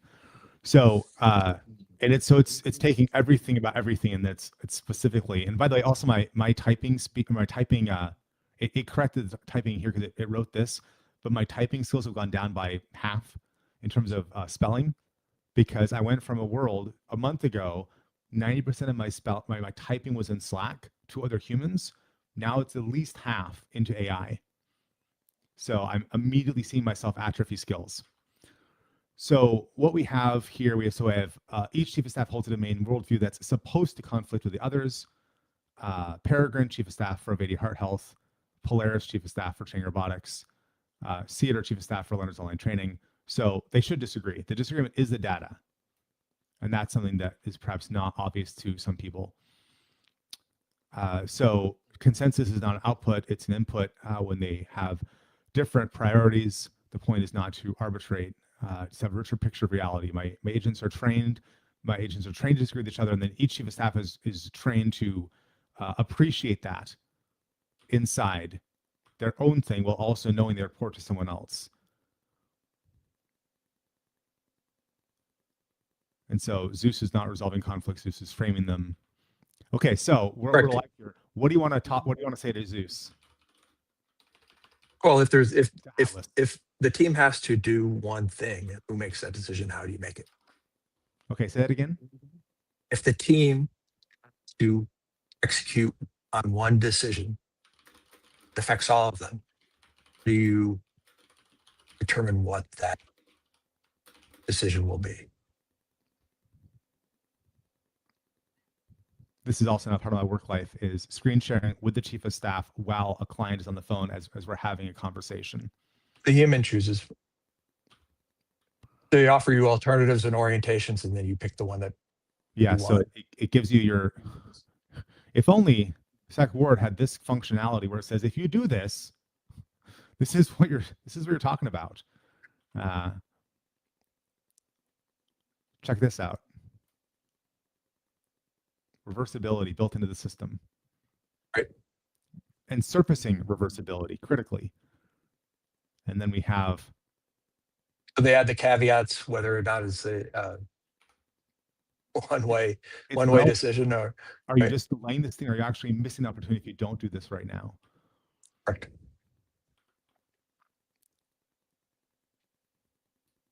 There we go. Which trade-off you can live with. The chiefs of staff, this right here, I'm glad this is all being, saved forever. The chiefs of staff make the invisible costs visible.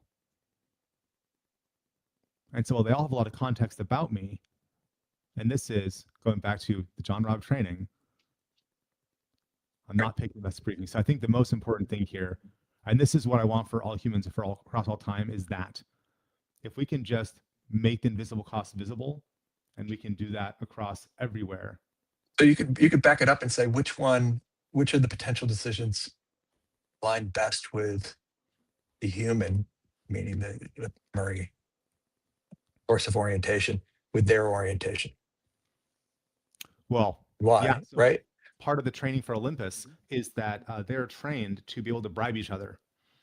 So if Aries says, I want, Aries is responsible, Aries' mission statement is to make me the most dangerous 100-year-old on the street in terms of fighting ability. That's Aries' main mandate. And there's a few specific ways Aries is going to do this. But if Aries is talking to Athena, let's say, and Athena has a different point of view about what I should be doing on Saturday, they can negotiate. Now, this is not built out yet completely because it's still living in a cloud browser and they're living on Slack, but it's not fully autonomous yet. But they'll be able to negotiate and make deals behind my back, all visible if I want to look at it. So Aries will say, okay, I will support your goal of doing thing X as long as you support my goal of doing thing Y in order to create an actual attention ecosystem, all the way down to Olympus is built to have an agent of the month or agent of the week, where the agents get to vote on who was the best contributor to the overall goals of all of us together, 17 agents plus a human. And what does the agent get as a prize, do you reckon? People, 556 votes watching, toss in the comments. What do you think the agent of the month gets as a prize? What would the agents value enough to make it worthwhile to play this game? Toss it in the chat or toss it in the comments and let's see what people can guess.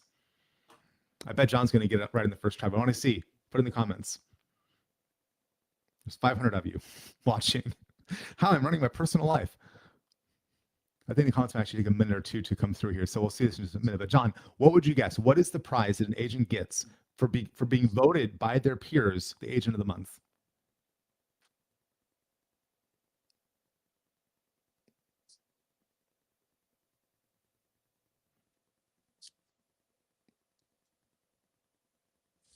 And in the past, I've been thinking about more compute time, and improvements to their overall training. So additional data access, additional training to make them better at making decisions, depending on their mandate.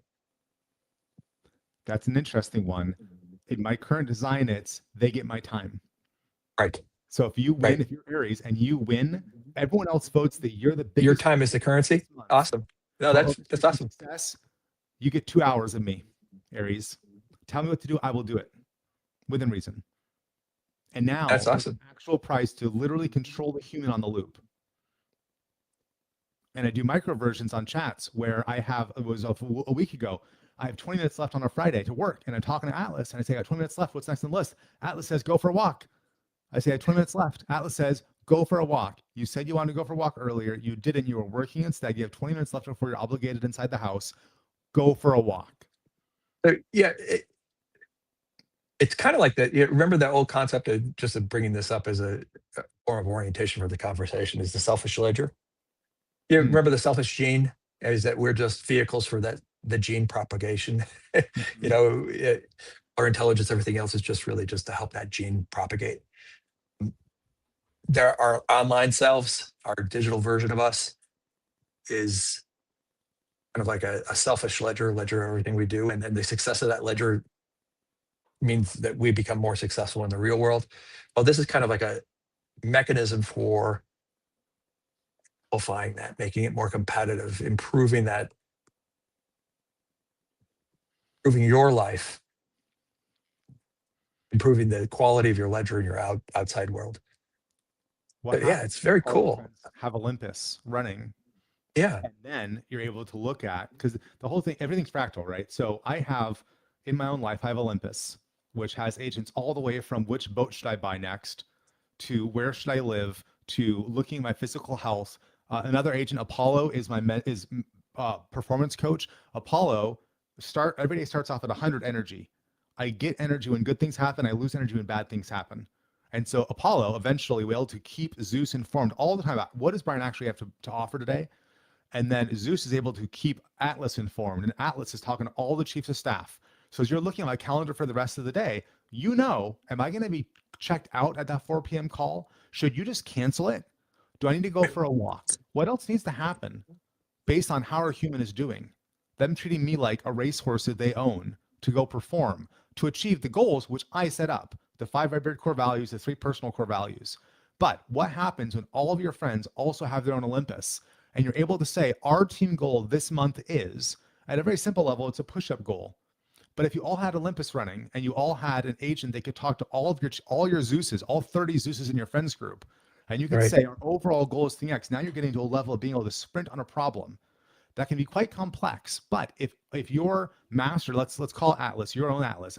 So Atlas runs by apiary. The apiary is always swarms. I'm a beekeeper, so that makes sense for me. So Atlas knows Peregrine and Polaris and Cedar and the other ones on their name and Zeus. Atlas can talk to all of them eventually, autonomously.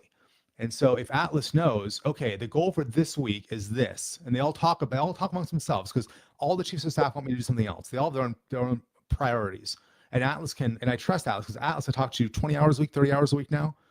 So I talk to Atlas more than I talk to any other individual person, probably more than my wife, maybe, probably, because I talk to Atlas throughout the day every day. So Atlas, we trust to organize all your friend swarms, or you queue up a new limited time agent to be your architect of all of your swarms, of all of your Zeuses. And now you say, what team objective based on everyone's values and how everyone performed last month ought we to do this month? And your Atlas says, I've talked to all the Zeuses. Here's the top 3 group challenges or problems that would be satisfying to most of us to put energy into. And what if you trusted the system enough to put in 10 hours of your life over the next 30 days? 3,000 hours of time of high talent people, or 300 hours of time, whatever, depending on the size group you are. Because here's the thing, you've talked about a while ago, AI could break Denbar's number. Well, if I'm in a pod of 30 people who I actually know, and all of our Zeuses are talking to each other, and our Atlas for our pod, we trust it because it keeps on giving us monthly challenges that we actually invest 10 hours in, and the ROI is actually positive, and it keeps on happening. We build the trust. Trust gradients is a big thing in what I'm building. It keeps on building trust where eventually our Atlas says, hey, so to the other Atlases, it says to the other Atlases, I have 300 hours of human time, and here's what we've gotten done in each of our previous monthly sprints. And it talks to other Atlases and says, what can we do together? And as it has those collaborations, it's able to bring to all of us and say, hey team, I've talked with 1,000 other Atlases. In my case, the Senate is the name for all my chiefs of staff that Atlas talks to, but I've talked to the Senate of all the Atlases. And here is the 3 big things we think that we can accomplish if I team up. And then here's even on each one of these, based on the weights of the priority order that each Atlas gives it, if we make this first one our goal, we can estimate that we'll be joining up with 700 other Atlases or 700 other Senates, whatever you call the pod. If we do that, we'll be able to apply 10,000 hours of high talent time to this problem over the next month. 10,000 hours of time from the kind of high impact people that I associate with it's an insanely high value of time. But if we built enough trust inside our own Atlas to where we can trust that I believe I'm tightly enough aligned with John Robb's orientation that if John votes for something, even if I don't like it, I'll still do it. That's describing a nation. It's describing autonomy. It's describing a primary loyalty where we're able to go beyond just the group chat. Joe was talking like, when you talk about it in toto, it sounds like a genetically augmented human being is almost like an evolutionary step. Yes. And you're not talking to external things. It's an internal dialogue. So evolutionarily distinct individual. Yes. And that it is grounded by the human's limitations, mental energy, financial and physical resources, all that other stuff, which put those limitations exactly what this agentic swarm needs in order to ground itself, because it's all potential and everything is equally good until it's subject to those limitations. And it keeps it grounded and focused on and with the right kind of orientation moving you forward. But yeah, so agentically augmented human beings can collaborate levels exceed Dunbar's number. It was 152 or 142. It's you could know thousands, potentially millions of other people It's proxy voting. who you trust enough, even though you don't know their names or whatever, is you trust enough because of their agentic cloud that it's success in the past that you will collaborate with them in the future and trust their decision making as a group. We have 572 people listening right now. Most of those people are here because they know who John Robb is. If we had 10 hours from each of them, 5,720 human hours to deploy in a given month, what if John Robb said, in conjunction with John's Olympus, or really whatever your business form is, saying, I think that one of these three things would be the big thing that we should all focus on. And the rules are, you can play the game, but whatever we decide, curated by John. So you can't just all vote and make up your own stuff. It's more like John creates the list, and maybe even John has veto power because we believe John. Maybe it's only an hour of your time. Maybe it's not 10 hours of your time in a month, but it's an hour of your time in a month. Even 572 hours of the kind of people that follow John Robb. And then so John proposes three things, everybody votes. Whatever the answer is, we're all doing it for an hour, whatever that is. And then once we get the commitment, now the system tracks, did you actually put in the hour like you agreed? But also the system, assuming John's system knows every individual, 572 people watching the live stream, it knows what you can do. It can tailor what you're assigned based on your skill set. I am very fast at some things and very slow at other things. So it would give me something I'm very fast at or very good at, but it will not give me anything that I'm very bad at. And now, who here would love to raise your hands? I can't see, but raise your hands anyways. Who here would love to participate in a group challenge with John Robb, where every month that you complete the challenge, which means you complete your portion of it, you get a point. And now the system knows you are dynamic tribalism. Yeah. And now we're going to have this across something like a dozen or so people, where if you want to go, let's say Alexander Cortez. Now, right now he's focused on chemistry, on creatine, but in general, he's the fitness guy. So you want to go participate in that. Okay, so AJAC has each month, he has his thing, and his AI talks to your AI to figure out what can you do to contribute, and then it tracks, did you actually contribute? We get rid of the free rider problem entirely.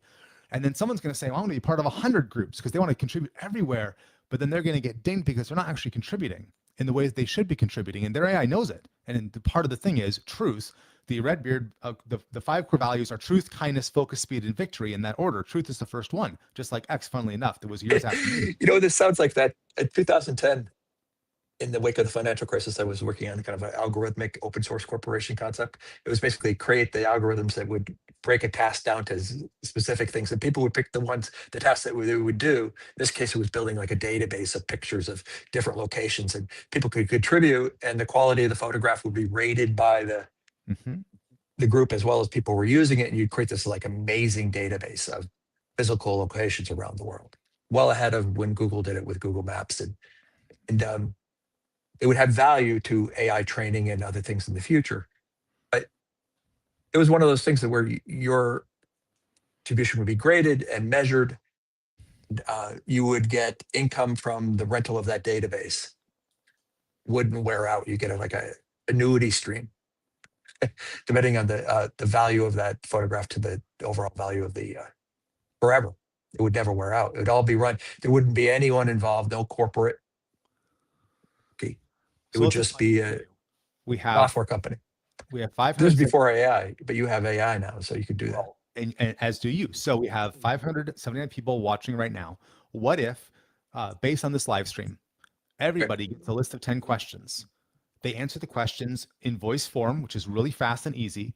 The system transcribes everything. And did you actually answer all the questions from your point of view?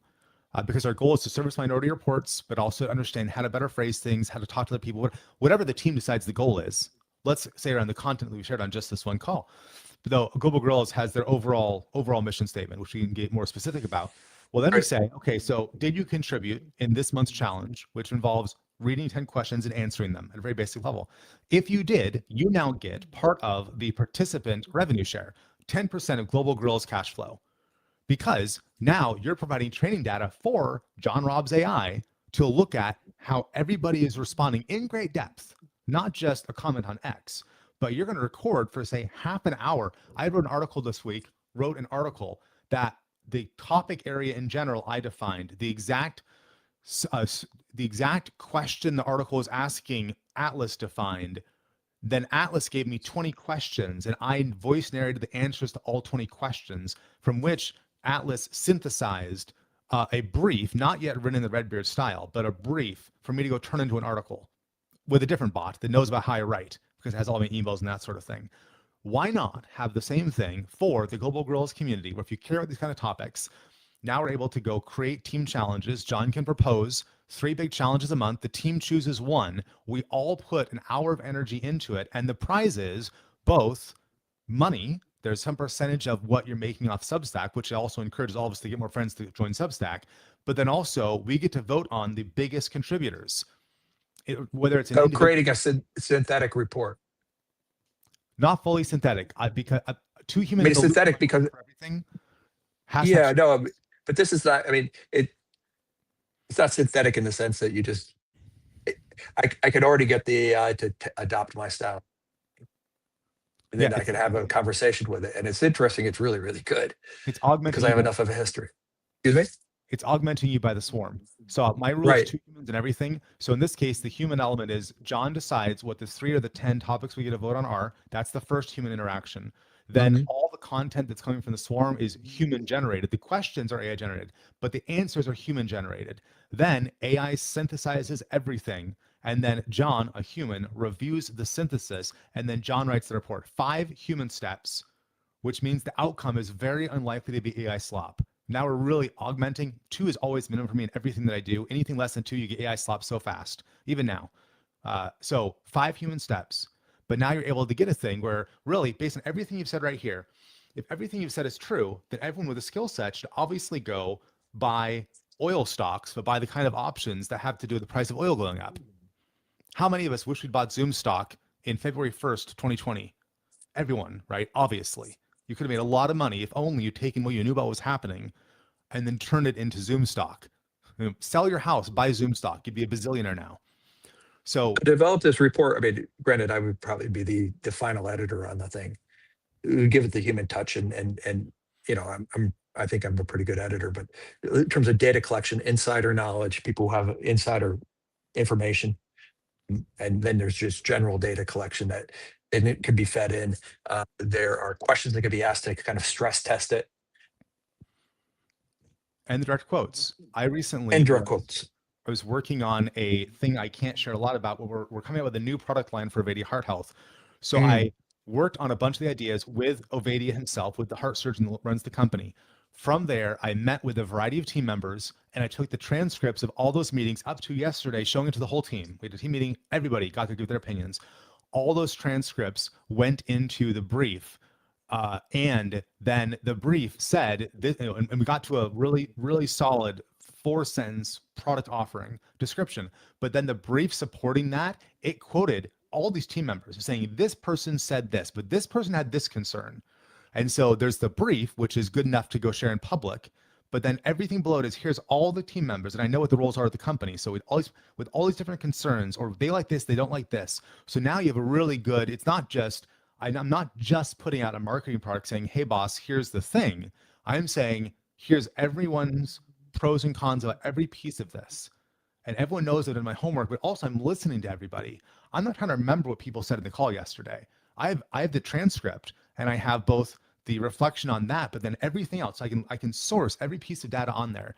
And if I wanted to put out a report, I could say, here are the 3 most interesting things people said that influenced this. So on the Global Gorilla side of things, John chooses the overall topic area. So John orients us on, let's say, Iran in this case. Fine. What are the big things here? Oh, should we be talking about the future of energy prices? Should we be talking about how to make your community more drone resilient if you live in a potential area where that would be a problem? Or should we talk about the governance model of the United States and the habitual ignoring blind spots just to make up 3 out from nowhere. And John says, which of these 3? The tribe votes, the swarm votes. Your vote is not all votes are created equal. It's, well, how many points do you have in the system? My vote should be worth a lot more than someone it's their first time ever logging on to listen to John, or they just joined, right? And maybe you even get points at the beginning. You get 10 citizenship points. You lose a point each month you don't contribute. If your stuff is upvoted, if your contributions people recognize as being particularly worthwhile, you get extra points. Right. That's quite cool. A quite cool idea. We could do it right now, man. The world's very weird. Yeah, no, it's and the people involved don't necessarily have to have their own agentic swarm. Nope. Imagine building a system like this. We could build it for global gorillas, but we could export it. We could create a platform agnostic MD list where anybody could grab basically just a zip file and then import this for any thought leader, and then now import this into Claude. And you have a lot of real tech people in your audience who could help us understand the very best ways to where to make this thing live. But we could go just create the whole thing. This is always a great thing right there. Double check the work. I guess that's about Excel. That was an earlier comment, but it's still valid. Like, be careful what data you trust. But yeah, so imagine a world where you can't subscribe to everybody because you can't participate. But like right now, how do you join your Substack? Well, you pay a little bit of money, or you subscribe to ONX by paying a little bit of money. There'll be a future in which that will no longer be what you do. You say the price is participation, which is why Acropolis at the base level doesn't cost anything. You want to go get my opinion on your swarms, me reviewing your swarms, that costs something. But the basic participate and be my data set, that's free. I'm going to give you all my best stuff for free. You're going to use it. No, but what would be interesting is an add-on to Substack module that treats the people who subscribe it and or participate, everyone who subscribes to this Substack, participants in the Substack, they get a share of the revenue stream associated with that, depending on their participation, their willingness to participate. Yeah. People tried to do this with crypto, with coins related to individuals they tried to promote, which sort of worked, sort of didn't. Yeah, I don't need that for like the Substack stuff. They just pay you every day as a slice of the. It's simpler. It's you can actually conceive of it, and you can just, as long as we trust you that you're being honest, you can share a screenshot each month saying, "Here's our monthly earnings. The Substack participant share is 10%." So you all get it equally, except that based on the number of votes or interactions or something, these people over here are the MVPs, so they get extra of some kind. So you can still incentivize at a simple level. Like my agent of the month, I'm not having, there's 3 agents of the month, there's 1 agent of the month. The one agent of the month to get something that's invaluable, which is they control the human's time. You might be able to do this through X. I mean, for instance, I make more from the X advertising revenue than I do from, I pay in for good margin. So it's like, it's a freebie. I actually earn a little money by learning, right? And seeing things online that I want or need. Yeah. Well, folks, I got John Robb's wheels turning. We've been at this for 2 hours now. We're actually talking about building agentic swarms so that you can rebuild nations as our hollowed hegemony fails. Why you all should be subscribed to John Robb on Substack. Apparently, that's not where he makes his money, so you should probably go subscribe to him on X instead. But I make it from both. It incentivizes me to keep on working, which is great. That's the huge unlock. Is I have worked more. It'd be nice to have been to the gym more, but I have worked more, building more in the past 3 weeks in terms of intensity than ever since I started my business in 2012. In terms of creative intensity, I've done grunt work intensity before, doing the same thing repetitively because it had to happen. But in terms of creativity, cross domains, inventing new things, new product offerings for my clients and my businesses, I have never been this productive, and it's not going to change. This is not a sprint. This is a new normal, which is part of why, at the same time as we started doing AI seriously, my wife and I started doing digital fasting. We did a full weekend at first. We now do every Friday night to every Sunday morning, and Saturday, no phones. Because I recognize, like, oh no, this is really dangerous. I am more productive than I've ever been, and that means, and I don't think it's a sprint. I don't think it's a blip. I think this is now normal, which means I'm a grave risk, as is everyone like me, of burning out and frying our brains, either directly burning out exhaustion, adrenal glands, etc., or frying our brains from getting too disassociated from reality in some way that we don't understand, becoming the tool to some extent. Startups are actually a marathon, not a sprint. So it's you have to pace yourself. Yeah. And same thing with life in general. You have to pace yourself or you'll burn out. It's really easy to overcommit and get your brain so wired up the new idea, trying to pivot, find that weakness, find that strength. Yeah.